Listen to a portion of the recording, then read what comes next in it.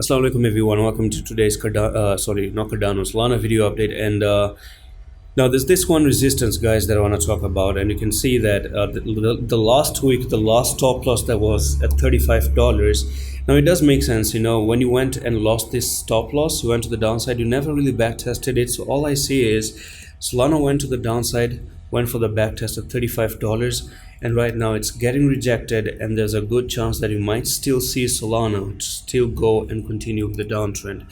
So what I'm going to say here is the following. We did had this impulsive move, so I'm going to take the bottom here to the top, and once I take that bottom to the top right there, then you're looking for Solana to still probably come to $31, but it actually did that.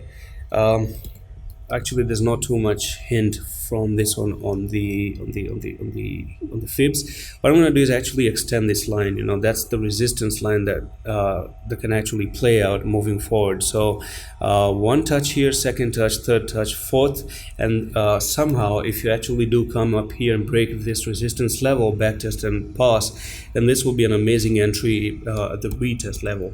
So at the moment, guys, the threat is still there. What I'm going to say is, instead of us talking about Solana right now, but a quick comment about it is that 35.7 was a big resistance that you actually didn't cross.